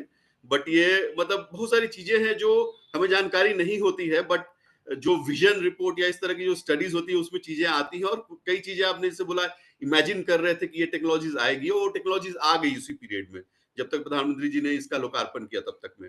तो ये एक बहुत अच्छा चीज रहा। दूसरा जो एक और जो सबसे की पॉइंट लगा, वो कि फैमिली सिस्टम या सोसाइटी में जो support system, society support system का तो क्वेश्चन कृष्णा ने पूछा था, लेकिन फैमिली का जो सपोर्ट सिस्टम बहुत इंपॉर्टेंट है। क्योंकि सोसाइटी में सबसे जो क्लोजेस्ट होता है वो फैमिली होता है, चाहे वो आपके माता पिता हो, ग्रैंड पेरेंट्स हो, या भाई सिबलिंग्स हो, भाई बहन हो, या आपके बच्चे हो।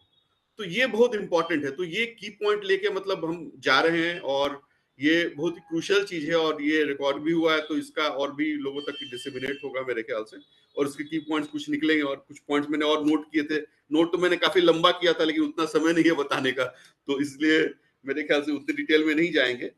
तो और हमें बहुत मौका मिला, मतलब आपका टेक्नोलॉजी विजन के एक दो रिपोर्ट को देखने का भी, आपने हमें प्रेजेंट भी किया था। तो हमें मतलब मेरे लिए बहुत अपॉर्चुनिटी है कि आपसे करीब लगभग 10 साल से जुड़े हैं, 10 साल से ज्यादा से, और काफी कुछ सीखने को मिला आपसे और समझने को मिला आपसे। और आपके द्वारा ही साइंस में मेरी रुचि जो थी और बढ़ी भी, और समझ भी बढ़ी। और आपने बड़े अच्छे से, मुझे याद है कुछ समय पहले फोन पे समझाया था न्यूक्लियर फ्यूजन और जो एक्सपेरिमेंट आप लोग कर रहे हो उसके बारे में, मेरी समझ में आई थी, वही मैं कृष्णा को बता रहा था सुबह में, कि मतलब समझाने का तरीका जो कम्युनिकेशन का होता है वो है। और बल्कि मैं इस मौके पे ये भी कहूंगा कि जो प्रोजेक्ट्स है उसमें कहीं कम्युनिकेशन की जरूरत हो, तो मेरा कम्युनिकेशन का स्पेशलाइजेशन है, 25 सालों का डेवलपमेंट और साइंस और एनवायरमेंट कम्युनिकेशन का, तो हम हाजिर हैं हमेशा सेवा में। और थोड़ा मैं 15-20 सेकंड खुशीग्राम के बारे में बताना चाहूंगा कि हम लोग का बेसिकली गोल है कि कैसे हम लोग सस्टेनेबल डेवलपमेंट का इंटीग्रेशन, जैसे आपने बोला कि इस विजन का, पॉलिसी का ये गोल था कि कैसे ग्रास रूट लेवल तक पहुंचे, ये चीज लोगों तक पहुंचे, लोगों को उसका फायदा हो। उपदेश जी ने भी अपने कहा कि मतलब कैसे वो एजुकेशन पहुंचे एकदम अंडर प्रिविलेज लोगों तक, स्लम चिल्ड्रन हो या रूरल चिल्ड्रन हो। तो उसी तरह से हमारा कैसे हम एक सोसाइटी, एक कम्युनिटी में सारी चीजें जो उनकी बेसिक मूलभूत जो आवश्यकताएं हैं वो उन तक पहुंच पाए। तो सस्टेनेबल डेवलपमेंट का इंटीग्रेशन अपने पार्टनर्स के साथ मिलकर करें। और बहुत अच्छा लगा कि हम लोग के, अब हम लोग काफी सारे साथी और पार्टनर्स बढ़ते जा रहे हैं, और उपदेश जी से टेक्नोलॉजी का मिलता ही है, और कृष्णा से बहुत एनर्जी मिलते रहती है, यंग मोटिवेटिंग एनर्जी। हमेशा मैं इटावा भी गया था और वहां भी मिला कृष्णा, और कृष्णा है काफी सारे कलीग से, और फिजिकली भी जाके, और काफी सारे हम लोग के कॉमन तार भी जुड़े हैं, हमारे कुछ टीचर्स हैं, हमारे कुछ सीनियर्स हैं जो इनके जुड़े हैं। तो हम लोग मिलकर अगर काम करें तो काफी कुछ अच्छा होगा। और इस मिशन में भी आपको कहीं लगता है हम लोग सबकी जरूरत, तो हम लोग सब साथ हैं आपके, और इसको हम लोग आगे बढ़ाएंगे। और अगर हम ठीक से आगे बढ़े तो मेरे ख्याल से टेक्नोलॉजी विजन जो 2035 है वो भी हम शायद पहले पूरा कर लेंगे, और सस्टेनेबल डेवलपमेंट का भी 2030 का जो विजन है वो भी शायद हम 2030 के पहले पूरा कर लेंगे। और आपकी जो एक किताब में जो आपने चैप्टर लिखा वो भी 2030 ही है, तो वो भी शायद हम उस स्ट्रेटेजी को हम इम्प्लीमेंट कर पाएंगे 2030 के पहले। तो मैं थोड़ा जल्दी जल्दी बोला क्योंकि बहुत सारी चीजें बोलने की थी और समय बहुत कम था। तो बहुत बहुत धन्यवाद एक बार फिर से, बहुत मजा आया। तो एक बार फिर से बहुत बहुत धन्यवाद। धन्यवाद आप लोगों को भी। Thank you very much, sir. Any concluding remark from Prabhat Ranjan sir?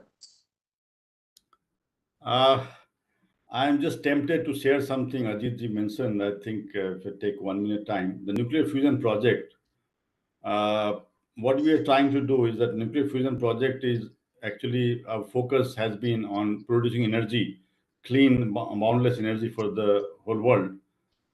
But we are taking an intermediate path, very important for the country. I wanted to mention this. During that process, we also produce neutrons. India has the highest reserve of thorium in the world. And by using that, we believe we can convert thorium to uranium. And the kind of wealth it will generate for the country, according to one of our US collaborators, it is just like Saudi Arabia discovering oil. Just one, there are 3 projects of that kind. Other one is converting the atomic power station. They produce a lot of radioactive waste. Nobody in the world has any solution to that. We believe that we also have a solution for that. And third is there is a medical isotope technetium-99m that is used in 80 to 85% of the world's need for radioisotopes. We believe that we can also produce that, of which there is a heavy shortage. And worldwide, there are 6 reactors right now being used. Out of that, 5 are going to be closing down in next 8 to 10 years. So that project is very, very important. I thought I'll just mention this. As I mentioned during my talk, that projects had come to a standstill because of lack of funds. But it was yesterday night only that I got the good news. And then today also, when we had discussion about setting up $100 million techno-commercial center, this discussion came up where actually they wanted to invest in such projects which are very long shot, requiring a lot of investments, not short-term goals. Like most of the investment we see is 3 years, services based. So this is a big change that I'm seeing in the country. That was my dream, to be frank, when I was setting my university, that how do I change this whole thing where we are always focused on short-term goals. So the change for the country that I'm seeing today is coming from all directions. The world is looking at us, and it's the young people who can make their dream and our dream feasible. Thank you. एक चीज और बस 1 minute और लेंगे आपका। Doctor Vashishtha Narayan Singh वाला जो experiment था, डॉक्टर वशिष्ठ नारायण सिंह के बारे में शायद सब लोग नहीं जानते होंगे, बट आप थोड़ा बता दीजिए 1 मिनट बस, और उनका 1-1.5 मिनट 2 मिनट में जो बता सकते हैं बता दीजिए। उनके बारे में मैंने एक ब्लॉग लिखा हुआ है, और वो नेत्रहाट में मेरे सीनियर थे। वो 1957 में आए थे, मैं 1970 में, तो मुझसे 13 साल सीनियर थे। और उनके बारे में हम स्कूल में ही सुनते रहते थे। और वो मैथ्स जीनियस थे। और पटना यूनिवर्सिटी में उनको बीएससी मैथमेटिक्स में एक वाकया ऐसा हुआ कि उनके मैथमेटिक्स के टीचर जो थे वो बहुत परेशान हो रहे थे उनसे, क्योंकि बहुत सारा प्रश्न पूछते थे और टीचर बार बार परेशान थे कि ये क्वेश्चन पूछते रहता है, हमको आगे बढ़ने नहीं देता है। तो उन्होंने उसके बारे में कंप्लेंट की प्रिंसिपल भी बाय चांस मैथमेटिक्स के थे। तो प्रिंसिपल ने उनसे इंटरेक्ट किया, देखा कि ये बच्चा तो बहुत कुछ जानता है पहले से ही। तो उनको बीएससी की एग्जाम पहले दी गई, और उसके बाद 6 महीने के अंदर एमएससी का, दोनों में फर्स्ट क्लास पास हुए थे। और उसके बाद वो यूनिवर्सिटी ऑफ कैलिफोर्निया बर्कले गए, जहाँ मैं भी गया था। वहाँ से एक प्रोफेसर जॉन के लिए आए हुए थे पटना, उस टाइम एक कॉन्फ्रेंस था, उसमें उनसे मुलाकात लोगों ने करवाई और वो बर्कले गए। और उसके बाद वो इंडिया वापस आए वहाँ पीएचडी करने के बाद, और उनके बारे में काफ़ी कुछ कहा गया है। बहुत सारी जानकारियाँ ऑफ कोर्स शायद अफवाह हैं, लेकिन जो प्रत्यक्षदर्शी जो बोलते हैं उसके बारे में हम लोग की जानकारी है। लेकिन उसके बाद जब इंडिया वापस आए तो कभी एक स्टेज में उनको स्किज़ोफ्रेनिया के शिकार हो गए, और उससे वो लाइफ भर जूझते रहे। 2013 में मुझको उनसे मिलने का मौका मिला, और उस टाइम मैंने स्टोरी में लिखी हुई है कि मेरी मीटिंग उनसे कैसे हुई और क्या क्या हुआ उसमें। लेकिन वो सपने ही देखते थे। उनके रूम में मैं जब गया तो उनके दीवार पर इक्वेशंस लिखे हुए थे, बहुत सारे चीजें। और मैंने जब उनसे बात की तो वो, मैं कुछ बोल रहा था, वो कुछ दूसरा चीज बोल रहे थे। मैं उनसे बात कर रहा था कि हम लोग दोनों एक ही स्कूल में गए, एक ही यूनिवर्सिटी में पीएचडी किया है, और वो कुछ अपना ही बोलते थे। बोलते कि ये रिसर्च पेपर, ये CR1 इक्वेशन टेक्स्ट बुक में आ गया है क्या, ये किताब लाए हो क्या। तो कोई लिंक नहीं था। लेकिन कुछ देर बाद मैं उनके बेडरूम में गया और अचानक आए, मुझको बोले कि अरे अच्छा, आपने पीएचडी बर्कले से किया था, वो तो बड़ा टफ है। तो समहाउ वो इंटरेक्ट कर रहे थे, लेकिन रिस्पॉन्स उनका बड़ा अलग अलग था, लेकिन उनके दिमाग में जा रहा था वो चीज़। फिर हमने उनके लिए उनकी जो किताबें थी, सब कुछ गांव में पड़े हुए थे। और बाय द वे, जिन लोग जो नहीं जानते हैं, वो बीच में 3-4 साल के लिए खो गए थे कहीं। एक ट्रेन जर्नी में जा रहे थे, पटना से पुणे की जर्नी थी, उसमें कहीं गायब हो गए रात में। उसके 2-3 साल बाद मिले थे वो गाँव के, उनके एक्चुअली उनके वाइफ के गाँव, जिससे उनका डिवोर्स हो गया था। वहाँ पर मिले थे। 2 लोगों ने देखा उनको कहीं रेस्टोरेंट वगैरह में कुछ छोटा-मोटा काम करके सर्वाइव कर रहे थे। उस टाइम वो नेशनल न्यूज़ हुआ था, अराउंड 91-92 की बात है। मैं 2013 मिला तो उनके लिए बहुत सारी चीज़ें हमने व्यवस्था की अपने स्कूल एलुमनी के थ्रू, डोनेट करके उनके लिए बुक रैक्स, डेस्क, चेयर, सब कुछ बनाया जैसे कि नॉर्मल घर में रहता है। और उनको हमने एक चीज़ और दी थी, जो मैं ब्रेन पर काम करता हूँ, उनको हमने एक साउंड्स दिया था सुनने के लिए रात में। वो खुद तो नहीं सुनते थे, फैमिली मेंबर्स सुनाते थे। तो रात में सोने से तो उनका जो एग्रेसिव बिहेवियर था वो थोड़ा सा काम हो गया काफ़ी। तो मैं उनसे लास्ट जुड़ा रहा, और 2019 में मुझको याद है, शायद अक्टूबर में उनसे फ़ोन से बात की थी। उसका नवंबर में उनका अनफॉर्चुनेटली डेथ हो गया। मैं उस टाइम यूएस में था। तो उसी टाइम मैंने उन पर एक ब्लॉग लिखा था, जिनको ज़्यादा जानकारी उसमें देख सकते हैं। लेकिन ये भी मैं कहना चाहूँ कि बहुत सारी अफ़वाहें भी फैलाई गई हैं जो सही नहीं है उनके बारे में। क्योंकि क्या होता है कि वो तो उस अवस्था में नहीं थे कि वो बता सकें अपने बारे में। तो लोग उनके बारे में कुछ-कुछ बताते रहते थे। लेकिन बहुत कुछ जो प्रत्यक्षदर्शी जो लोग हैं, उनसे जो हमने बात की है, उनकी जो पेपर्स हैं, जो थीसिस है, वो सब हमने शेयर किया है, और उनके लाइफ़ के बारे में भी हमने किया है। धन्यवाद।